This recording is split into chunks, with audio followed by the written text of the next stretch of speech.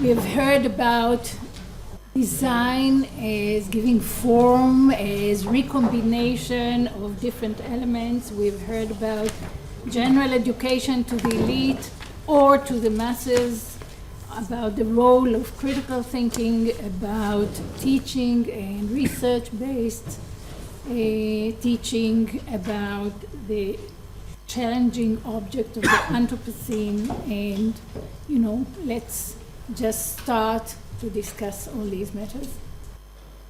Just use the Yanni? microphone. I have a question primarily to Gabi Motzkin, but perhaps the question will also, or could be also addressed by the last speaker.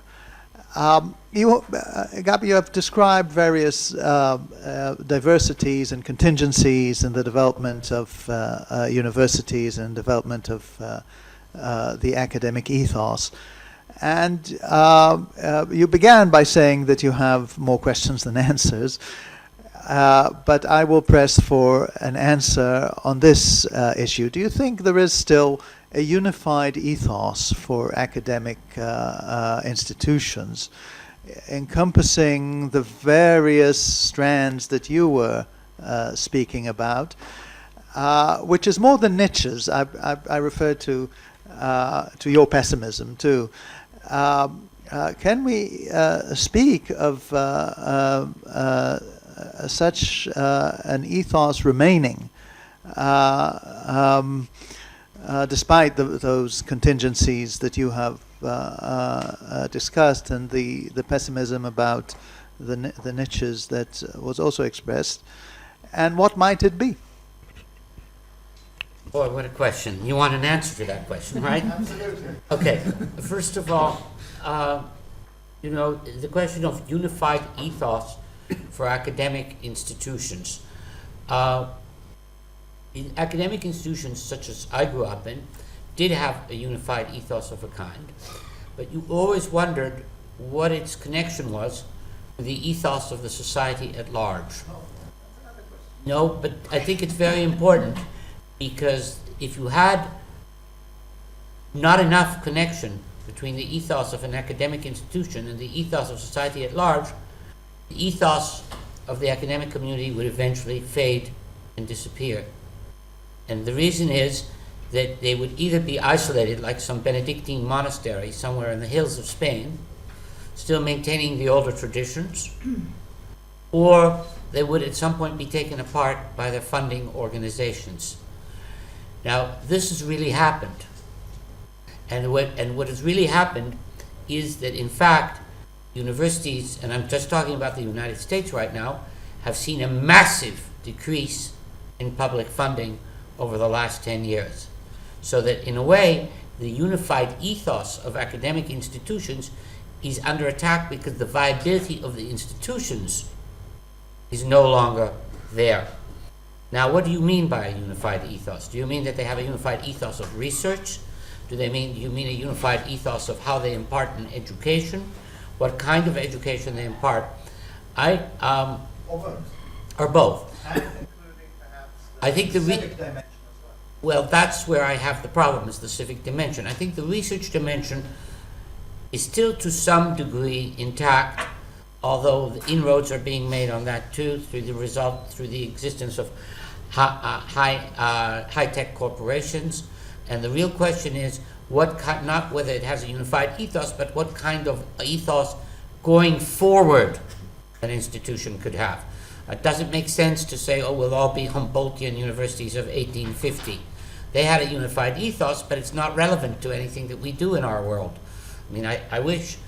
Now, I think that the question is that you said of the civic ethos, and I think here universities are in a very difficult position. Let me just discuss the humanities for a second, which is this. One of the reasons, and it's one of many, for the fall of the humanities has been the fault of the humanities themselves. And I'll describe in which way. Namely, when I grew up, the humanities were archons of the national traditions.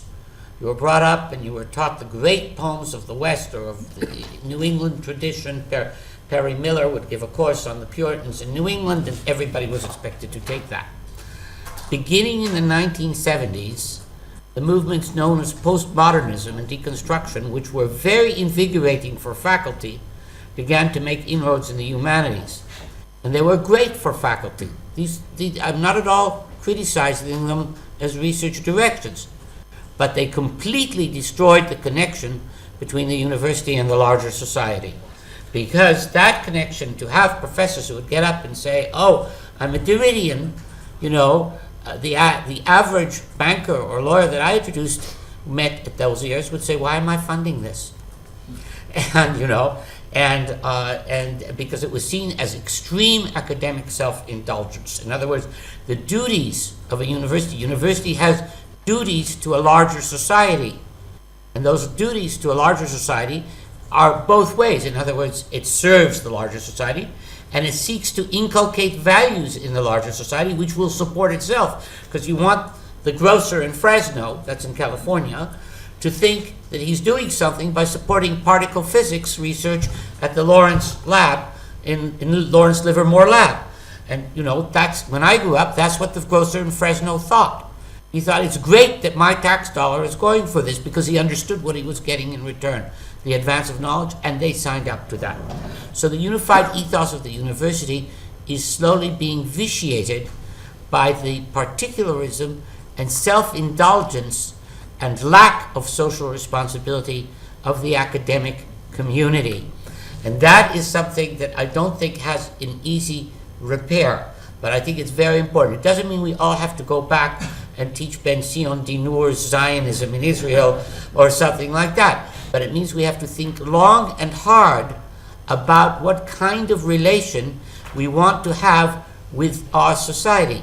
I want to say one more word about this, which is that when I was dean, I got up and asked my faculty, what do you feel your responsibility is to your employer?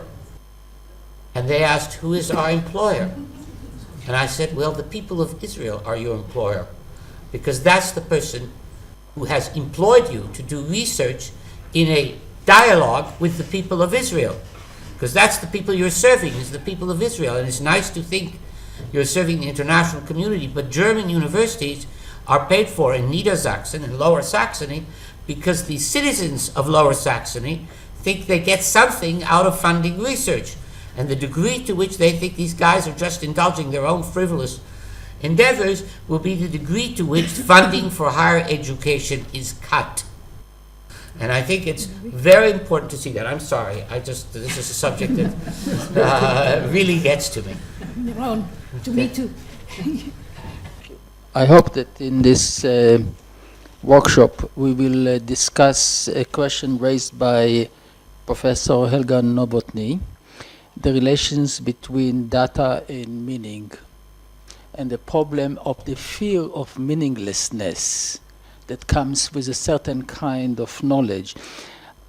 People are rarely ready to die to defend data, but they are willing to die to defend even the most fantastic narratives that are the templates of the meaning of their lives. We have to find a way of relating these things.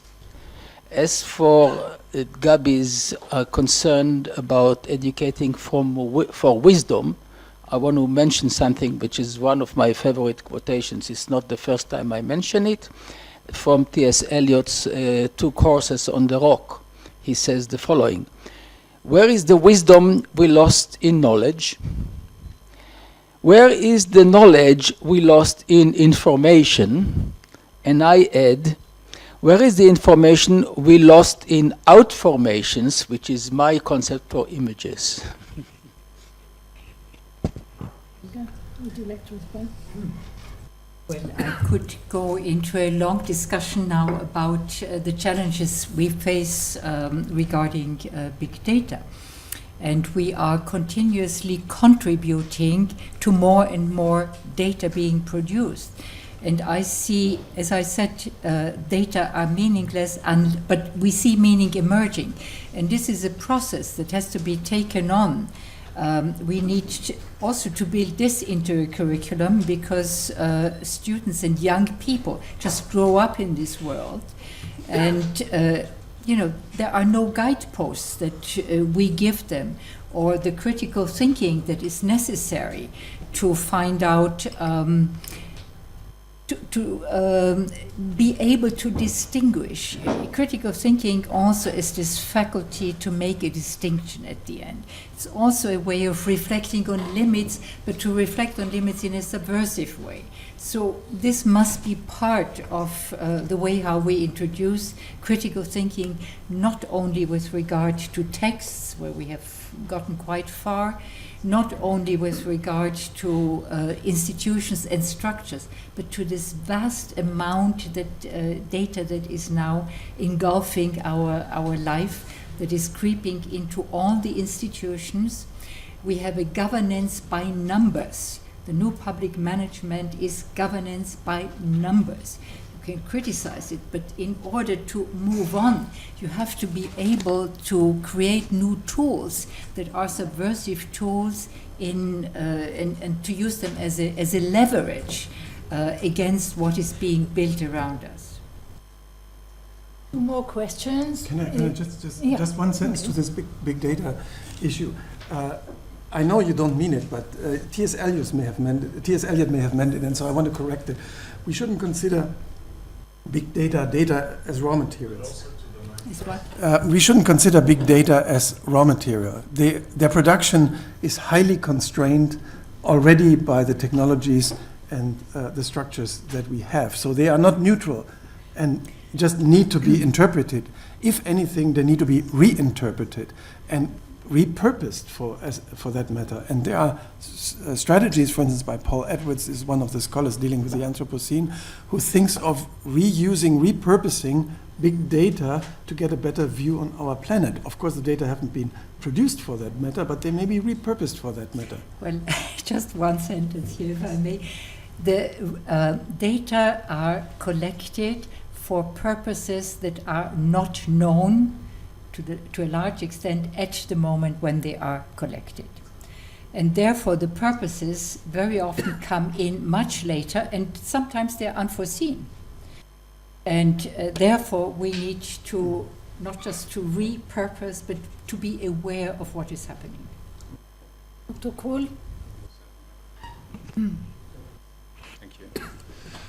My point may well be picked up in the next panel as well, but I think as all of you addressed the tension between the need to develop critical thinking on the one hand and commercialization and functionalization on the other, I would like to ask you how in this new world, and Helga, you just addressed it as well with respect also particularly to the United States, that more and more commodification of higher education is going on. In this world, to really implement critical thinking, or your new curriculum on the Anthropocene would require, of course, a very different kind of openness to these kind of knowledge developments. And the question to you, of course, is, Jürgen, what about critical thinking on the concept of the Anthropocene itself? Because I think that should also be part of it, despite all the evidence you have shown briefly. Can I start? I see at the moment an enormous tension between, on the one hand, the new openness of science. This is open access, and far beyond it, the way how science is opening up, citizen science, but also through the technological means that are now available. Even if online courses fail, it's amazing how much young people anywhere in the world pick up, use it. We don't even know who they are, what uses they will make, etc. But we have to see this in a global dimension. And this is one tendency. The other tendency is the opposite. And this has been reinforced through the new public management. We look at impact factors, we look at Hirsch factors, we try to predict the social impact in a very short period. You know all of this, the way how it's being run. And there's an enormous tension between the two. And then this trickles down to funding, the way how the relation to government and to society is being shaped. And it may well be that in some parts, the openness movement takes over. In other parts, it may be that we are being squeezed further and commercialized and commodified further. So it's an open situation, but I see it as an enormous tension that also provides us always an opportunity for newly emergent revolutions or movements or whatever. Just a short, I totally agree with Helga. That is also where I place my hope in this openness movement, which is not just carried by a particular constituency, but which is a broad movement with many constituencies, and therein lies its strength. As far as the Anthropocene as an open concept is concerned, of course I called it in Yehuda's terms a concept in flux. So there's a lot of debate among the geologists, but the really fascinating aspect of it is that this dialogue among geologists has turned into a much broader discussion about the impact of human interventions that necessitate a participation, again, not just of the academic players, but of a broader society that has to deal with it. And one of the experiences that we had in realizing this curriculum was the participation of this broader societal segments, including politicians from all colors, who took this a very serious issue to reflect upon it. And then this becomes, in the sense that Gabi outlined, a challenge for the academic system. They have to respond to new questions, and that need for responding may also induce some of the changes we have been discussing. Thank you all. Thank you, Professor Novotny, Gabi Motzkin, and Jürgen Renn, and all the other speakers. And we shall reconvene